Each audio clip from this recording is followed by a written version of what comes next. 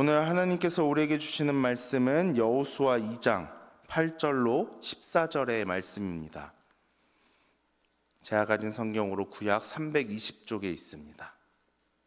320쪽에 있는 여호수아 2장 8절로 14절의 말씀입니다.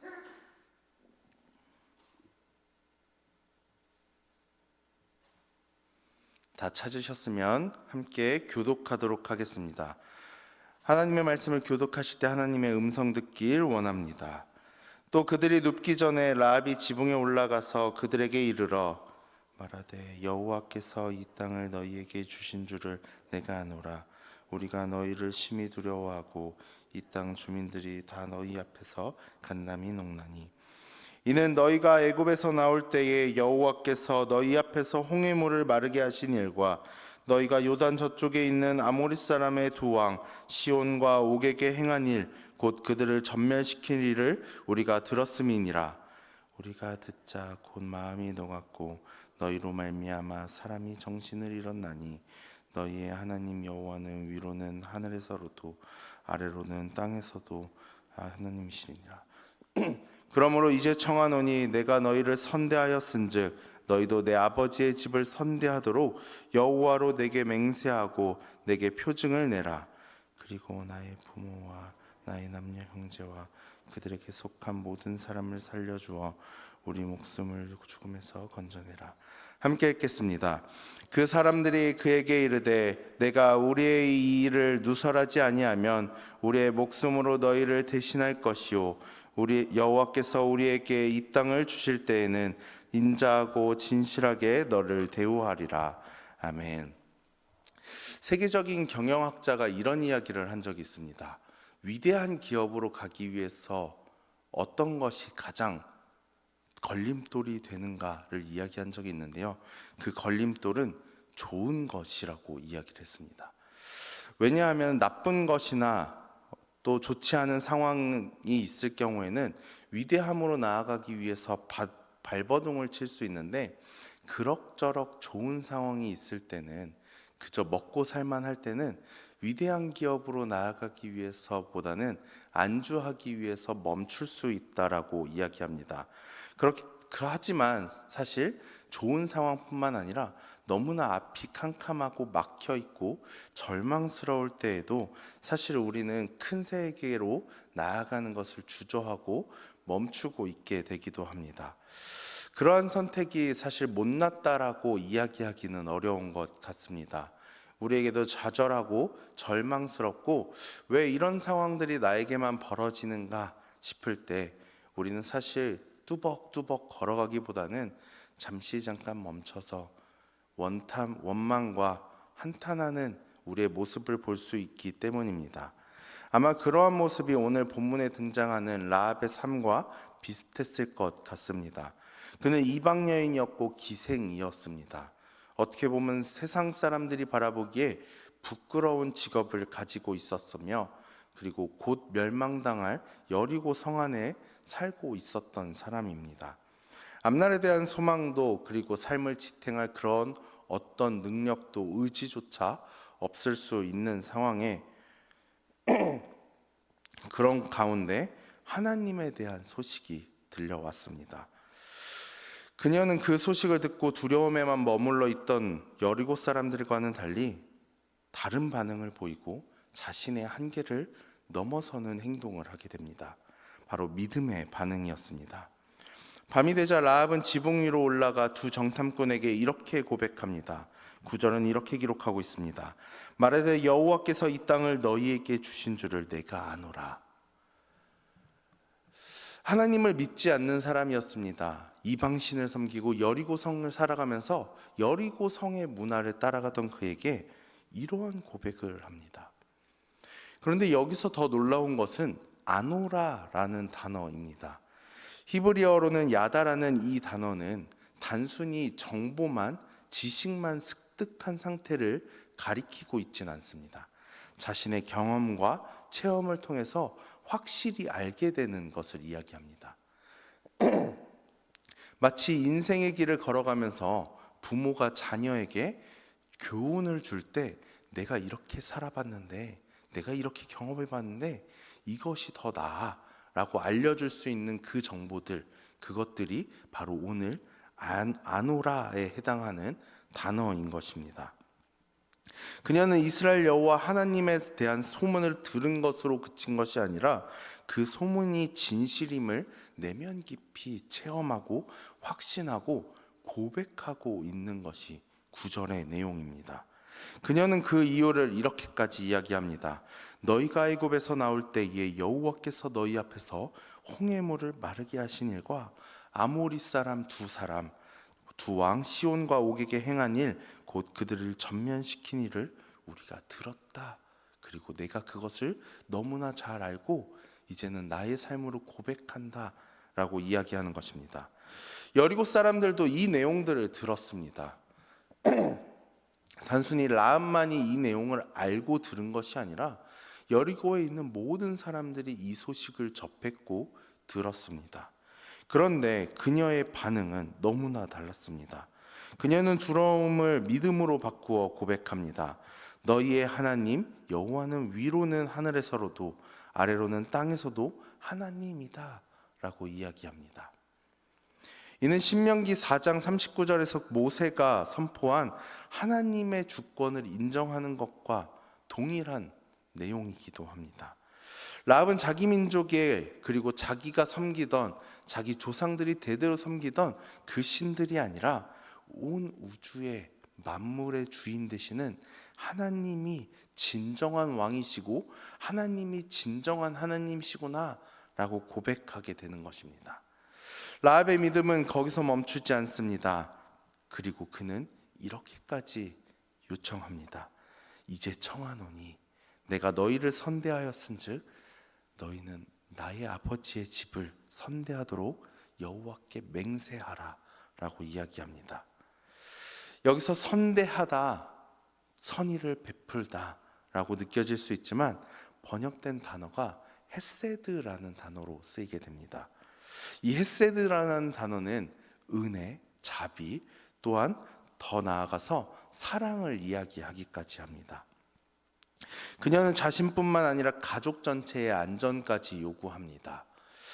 여리고 성 안에 있는 모든 사람이 하나님 앞에 두려워 떨고 있고 절망 가운데 있을 때 그는 절망 가운데 머무는 것이 아니라 여호와 하나님 앞에 믿음의 반응을 하면서 하나님만을 따르겠노라 이야기하며 내가 너희에게 하나님의 백성이기 때문에 내가 이렇게 선의를 베풀었으니 나와 나의 가족 가운데도 은혜와 자비를 베풀어 주길 원한다라고 이야기합니다. 하나님이 기뻐하시는 믿음은 나 혼자만의 구원으로 끝나지 않는 것 같습니다. 그렇기 때문에 오늘 라합의 이 요청은 하나님 안에서 다시 한번 들어지게 됩니다.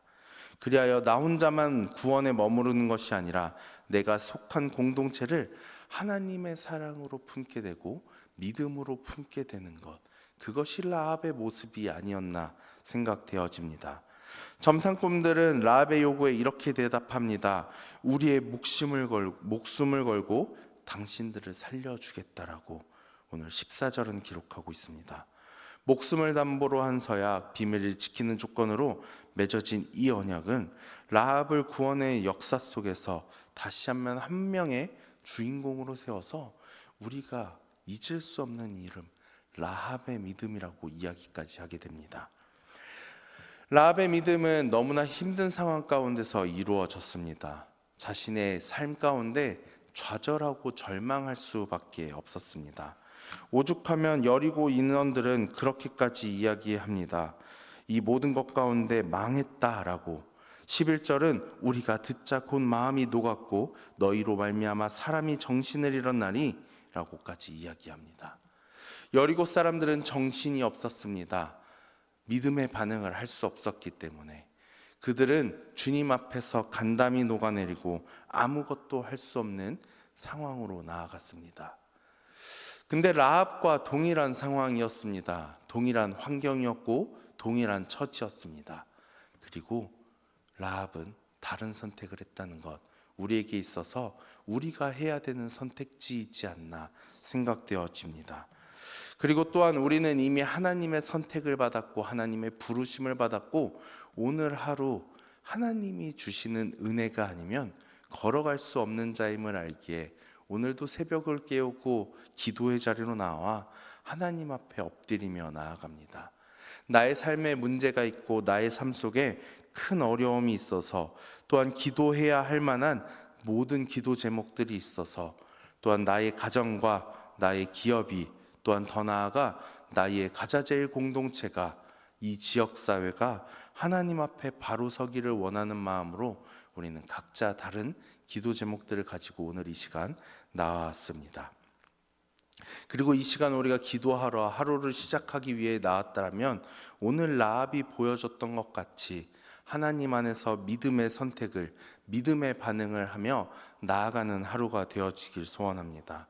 하나님께서는 우리를 먼저 부르신 이유 단순히 우리만을 위해서 살아가는 것이 아니라 우리의 믿음만을 지키며 우리의 능력으로 살아가는 것이 아니라 하나님께서 보내주신 것은 하나님이 먼저 우리에게 부어주신 은혜와 사랑으로 말미암아 하나님의 뜻을 이루며 살아가고 믿음의 반응으로 살아가기를 소원하고 있기에 오늘 하루 우리에게 또한 믿음의 하루를 허락하신 것입니다.